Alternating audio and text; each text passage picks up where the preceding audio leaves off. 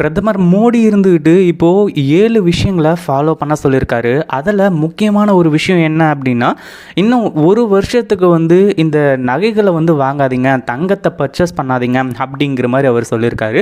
உண்மையிலேயே அவர் எதுக்காக இப்படி சொல்லியிருக்காரு அப்படின்றது தான் இந்த வீடியோவில் டீட்டெயிலாக பார்க்க போகிறோம். அதுவும் இல்லாமல் இப்போது யூஎஸ்லேயும், அதாவது உக்ரைன் போர் நடந்துகிட்டு இருக்கு இல்லையா, அதாவது ஈரானுக்கும் யூஎஸ்க்கும் போர் நடந்துகிட்டு இருக்கு.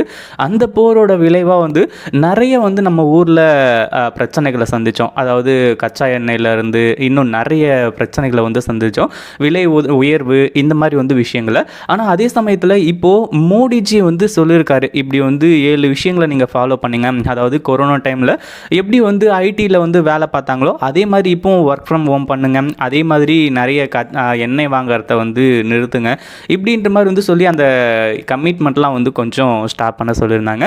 இது எல்லாமே ஒரு மிகப்பெரிய அதிர்ச்சி தரக்கூடிய ஒரு விஷயம் தான். அதுவும் இல்லாமல் இது இப்படியே தொடர்ந்துச்சு, அதாவது ஈரானுக்கும் யூஎஸ் அமெரிக்காவுக்கும் நடக்கக்கூடிய இந்த போர் இப்போதைக்கு நிற்கிற மாதிரி தெரியல. ஏன்னா இவங்களும் ஒரு பக்கம் அமெரிக்காவும் மிசைலை லான்ச் பண்ணிட்டு இருக்காங்க. அதே மாதிரி ஈரானும் ஒரு 5 கண்டிஷன்ஸை வச்சிருக்கு. இந்த மாதிரி கண்டிஷன்ஸை வச்சுட்டு இருக்காங்க. அப்படி இருக்கும்போது இந்த போர் அவ்வளோ சீக்கிரம் நிற்கும் அப்படிங்கிறது உண்மையிலே யாருமே எதிர்பார்க்கக்கூடிய ஒரு விஷயமாகவே இருக்க போகிறது கிடையாது. அதே மாதிரி இங்கே இப்போ ஒரு மிகப்பெரிய எதிர்நோக்கி போயிட்டுருக்கோம். அதாவது இந்த மோடி அதாவது பிரதமர் மோடி இருந்துக்கிட்டு இந்த மாதிரி நீங்கள் 1 இயர்க்கு கோல்டு பர்ச்சேஸ் பண்ணாதீங்க, அதுவும் இல்லாமல் கல்யாணத்துக்கெல்லாம் அந்த நகைகள்லாம் வாங்கி கொடுக்காதீங்க அப்படிங்கிற மாதிரி சொல்லியிருக்காங்க.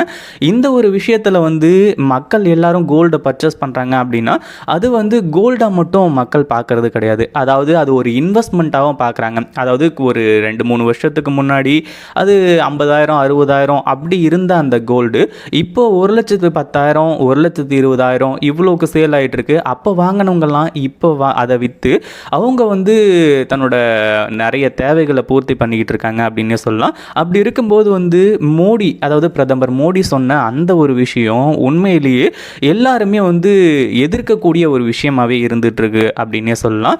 இதில் இப்போ ரீசெண்டாக, அதாவது இன்னைக்கு நிலவரப்படி 8,560 அதாவது இது மேலே ஒரு பவுன் மேலே, ஒரு சவரன் மேலே இவ்வளோ அதிகரிச்சிருக்கு அப்படிங்கிற மாதிரி சொல்கிறாங்க.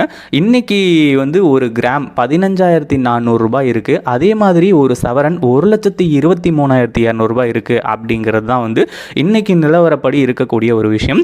அதே மாதிரி இந்த தங்கத்தோட விலை இப்படியே இருக்குமா, அதாவது உயர்ந்துக்கிட்டே போகும் ஆனால் எங்கே போய் நிற்கும் அப்படிங்கிற மாதிரி சொல்லி யாருக்குமே தெரியாமல் இருந்துகிட்ருக்கு. கண்டிப்பாக 2 லட்சத்தை தொடும் அப்படின்னு சொல்லிட்டு நிறைய பேர் சொல்லிட்டு இருக்காங்க. அது உண்மையாக இருக்கும் அப்படின்ற மாதிரி சொல்லி இப்போ போகிற ஸ்டேஜை பார்த்தாலே எல்லாருக்குமே நல்லாவே தெரியும். அதையும் தாண்டி இப்போது நம்ம பிரதமர் மோடி இருந்துக்கிட்டு இந்த மாதிரி கோல்டை பர்ச்சேஸ் பண்ணாதீங்க அப்படிங்கிற மாதிரி சொல்கிறாங்க.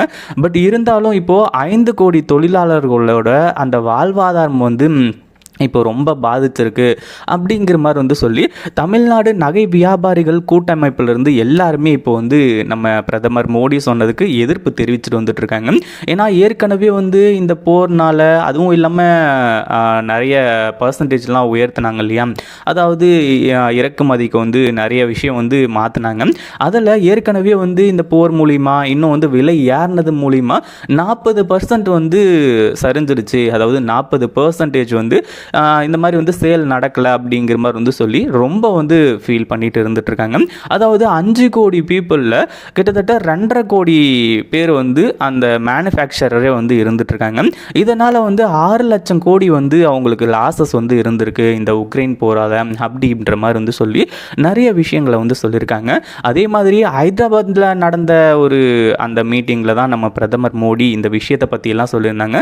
இந்த மாதிரி ஒரு 7 விஷயத்தை நீங்கள் ஃபாலோ பண்ணுங்கள், அதுவும் இல்லாமல் இந்த மாதிரி நீங்கள் அதிகமாக பெட்ரோல் டீசல் இதெல்லாம் யூஸ் பண்ணாதீங்க, இந்த மாதிரி மின்சார வாகனம் பயன்படுத்துங்க அப்படிங்கிற மாதிரி சொல்லி இன்னும் அந்த 7 விஷயத்தை சொல்லியிருந்தாங்க. ஒவ்வொன்றுத்தையும் இது எல்லாத்தையுமே ஃபாலோ பண்ணுங்க அப்படிங்கிற மாதிரி சொல்லி இதில் இப்போது எல்லாருமே எதிர்ப்பு தெரிவிக்கக்கூடிய ஒரு விஷயம் இந்த கோல்டு தான். அதாவது கோல்டோட விலை எல்லாமே ஏறிட்டு இருக்கு. அதுவும் இல்லாமல் அங்கே டாலரில் நம்ம வாங்கிட்டு இருக்கோம் அப்படிங்கிறதுக்காக தான் இது எல்லாத்தையுமே சொன்னாங்க.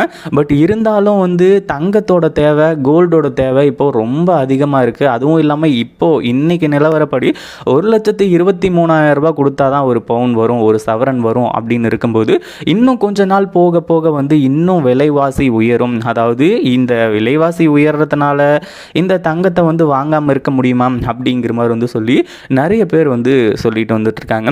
இதுலேயும் குறிப்பாக வந்து ஆனந்த் ஸ்ரீனிவாசன் அப்படின்ற, அதாவது அவர் வந்து என்ன சொல்கிறாரு அப்படின்னா, இந்த மாதிரி வந்து மோடி சொல்கிறது எல்லாமே கரெக்டு தான், அதே மாதிரி நிறைய மக்கள் வந்து இந்த மாதிரி கல்யாணத்துக்காக வாங்கி கொடுக்குறாங்க, அதாவது ஒரு ஃபேஷனாக இது எல்லாத்தையுமே வாங்கி வச்சுக்கிறதோ இல்லை வந்து ஒரு ஃபேஷனாக இது எல்லாத்தையுமே கல்யாணத்துக்கோ இல்லை மற்ற விஷயங்களுக்கோ வாங்கி கொடுக்குறதோ கிடையாது. இது எல்லாமே வந்து அவங்களோட வாழ்வாதாரத்துக்காக தான், அதாவது இப்போதைக்கு சேமிப்புக்காக தான் வந்து இது எல்லாத்தையுமே பண்ணுறாங்க. அதாவது பேங்க்கில் வந்து எஃப்டியில், அதாவது ஃபிக்ஸ்டு டெபாசிட்டில் வந்து பணத்தை கொண்டு போய் போட்டாலும் அங்கே அதிக பர்சன்டேஜ் வட்டி கிடைக்கிறது கிடையாது. அதாவது இந்த விஷயங்கள்லாம் காரணமாக தான் வந்து மக்கள் வந்து இந்த மாதிரி கோல்டில் வந்து இன்வெஸ்ட் பண்ணுறாங்க. அவங்களுக்கு தேவைப்படும் போது அதை வந்து சேல் பண்ணிவிட்டு அதாவது அந்த பணத்தை வந்து மறுபடியும் இது பண்ணிக்கிறாங்க அப்படிங்கிற மாதிரி வந்து சொல்லி ஆனந்த் ஸ்ரீனிவாசன் சொல்கிற ஒரு விஷயம். அதாவது கோல்டு அவர் சொல்கிற மாதிரி வாங்காமல் இருக்காதீங்க, வாங்கி தான் ஆகணும், வாங்கலாம், தப்பு கிடையாது அப்படிங்கிற மாதிரி வந்து சொல்கிறாங்க. இதனால் என்ன பிரச்சனை வரப்போகுது, அதாவது பிரதமர் மோடியே வந்து சொல்லிட்டாரு இந்த மாதிரி வந்து அதாவது கோல்டெல்லாம் வாங்காதீங்க அப்படிங்கிற மாதிரி வந்து சொல்லி, ஆனால் அப்படியே வாங்கினா என்ன பிரச்சனை வரும் அப்படிங்கிற மாதிரி வந்து சொல்லி கேட்டால் அந்த மாதிரி எந்த ஒரு பிரச்சனையும் கிடையாது. அவர் வந்து இந்த மாதிரி வாங்காதீங்க, அதாவது நம்மளோட இந்த வாழ்வாதாரம் அதுவும் இல்லாமல் ஏற்கனவே வந்து நிறைய விலைவாசி வந்து உயர்ந்துக்கிட்டே போயிட்டுருக்கு.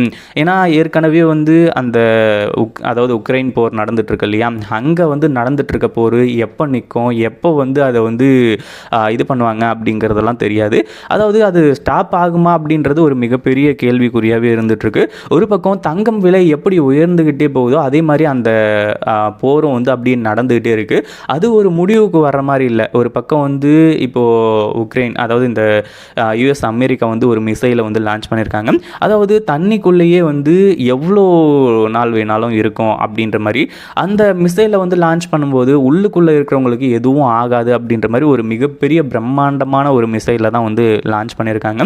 இந்த ஈரானும் வந்து நிறைய கண்டிஷன்ஸ் வந்து ஒரு 5 கண்டிஷன்ஸை வந்து கொடுத்துருக்காங்க. அந்த 5 கண்டிஷன்ஸில் வந்து எப்படியாச்சும் இது எல்லாத்தையுமே ஸ்டாப் ஆகிடுச்சு அப்படின்னா ஓகே, இல்லை அப்படின்னா கண்டிப்பாக வந்து எனர்ஜி லாக்டவுன் அப்படிங்கிற ஒரு விஷயத்தை, அதாவது இதுக்கு முன்னாடி எப்படி கொரோனாவுக்கு லாக்டவுன் வந்து போட்டாங்களோ அந்த மாதிரி எனர்ஜி லாக்டவுன் அப்படின்ற ஒரு விஷயத்தை கொண்டு வருவோம் அப்படிங்கிற மாதிரி வந்து சொல்லி இப்போது நிறைய விஷயங்கள் வந்து போய்கிட்டு இருக்கு.